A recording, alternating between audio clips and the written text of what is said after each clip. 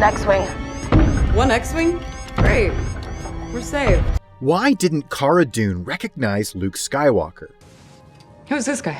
I got asked this question a lot after the season finale of The Mandalorian Season 2, and I actually touched down on it a while ago in a previous video, but still, I wanted to revisit the topic since that video was really about why Grogu couldn't go with Luke, and, well...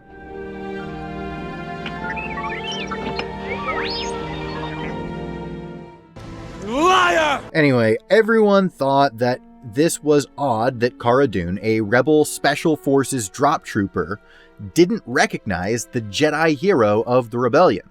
And while this confusion is certainly understandable, the answer is actually very simple. It's really just because she didn't know who Luke was, or rather, that she didn't recognize him as the Luke she knew. But we'll come back to that in a little bit. See, the issue doesn't just revolve around this scene.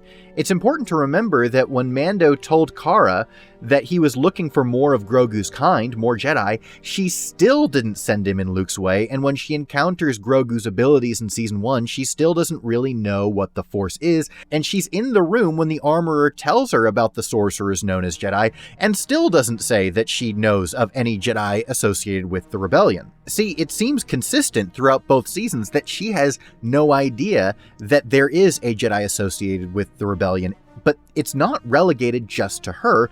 In fact, no one in the galaxy seems to know that Luke might be connected to the strange abilities of Grogu. Why?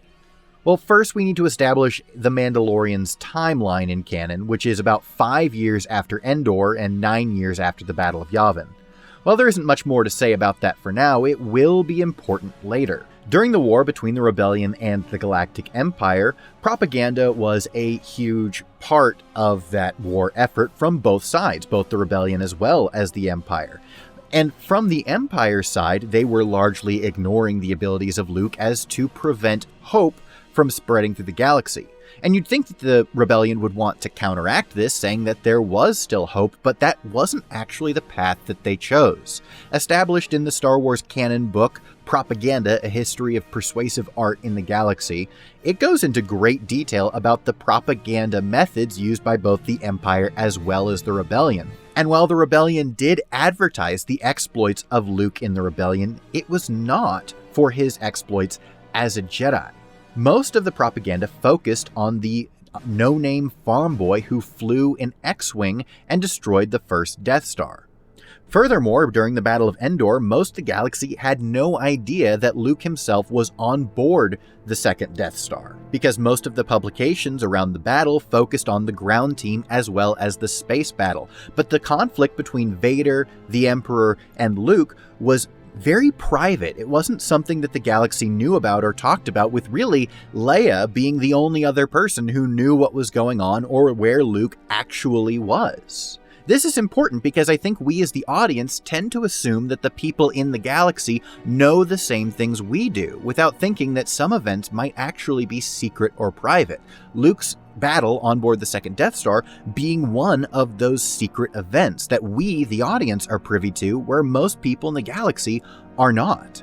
But what about Luke's Jedi Order after the Battle of Endor? Surely most of the galaxy knew about that, right? Well, when Luke did establish his Jedi Order, it wasn't necessarily a secret, but neither was it publicized. Luke wanted to avoid the traps of the Galactic Republic, which made the Jedi more public figures rather than spiritual leaders and defenders of the light. However, the timeline is important. Luke trained Leia directly after Endor, but when she stopped her training, he was hesitant to start again and promised that he would be ready when her son reached the age of 10. He wanted to make sure that he got it right, so he spent the next 10 years pulling a space Indiana Jones, looking for buried Jedi temples and relics of the High Republic and holocrons and all these things to make himself ready for the time he would open his own Jedi Academy.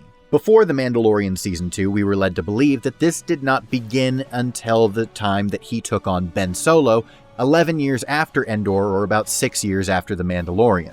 The opening of The Mandalorian, the time when he's actually looking for other Jedi, takes place while Luke is being an archaeologist, and most people did not know that Luke was a Jedi or that he was preparing to start his own Jedi Order. He was still mostly keeping this information private, with Han and Leia being some of the only people who actually knew this about him.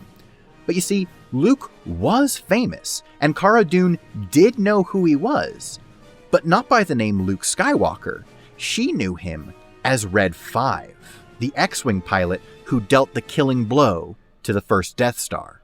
You see, no one knows who Luke is in Mando because his Jedi Order doesn't exist yet.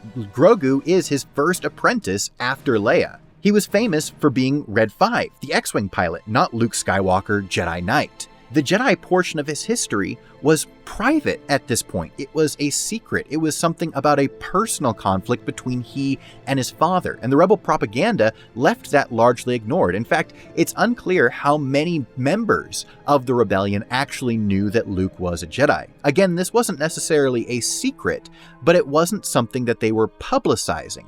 They wanted to focus on the propaganda that anyone could become a hero, which is why they focused on his exploits as an X-Wing pilot, because his story of being a no-name farm boy, an orphan from a backwater planet in the Outer Rim, rising up to become one of the most famous pilots in the galaxy who accomplished more than most people thought possible. That was the story they wanted to push, because that was the story that was going to lead to more recruits. More people wanting to be these X-Wing pilots, Y-Wing pilots, A-Wing pilots, people who are going to make the biggest difference. They believed those people would be pilots. And so much of the rebellion propaganda focused on these pilots, and they used Luke to influence more people to step up to the recruiting lines and defect against the Empire and fight against that tyranny. The fact that Luke is not known throughout The Mandalorian is not a plot hole. It's actually emphasizing something that some of us weren't taking seriously because it came from an ancillary material, a side book, basically a bunch of posters that are supposed to exist in universe. However, next to each of the posters is a description of why that poster exists and what the galaxy knew about that topic. And the topic of the rebellion was largely focused on these pilots, like we mentioned earlier, and never mentioned the presence of Luke Skywalker as a Jedi Knight, only Red 5, the X-Wing hero. And so it makes a lot of sense that Cara Dune doesn't know who Luke is, and that no one in the galaxy is sending the Mandalorian to Luke Skywalker, but that the only way that Luke came in contact with Grogu is because Grogu called out through the Force.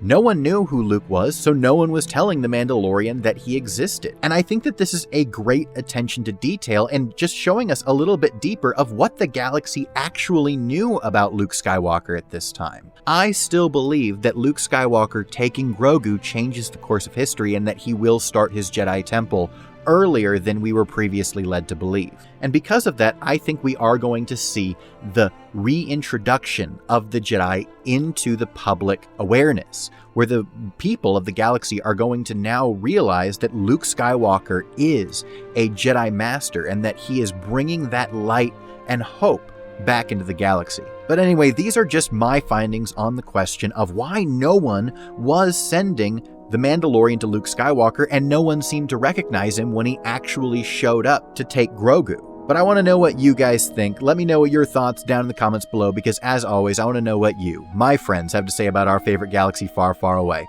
Don't forget to like and subscribe if you found the video informative, or if you learned absolutely nothing new, you can feel free to leave a thumbs down, absolutely guilt-free, because that tells me I'm not doing my job. Thank you all so much for watching, and as always, may the lore be with you, now and forever.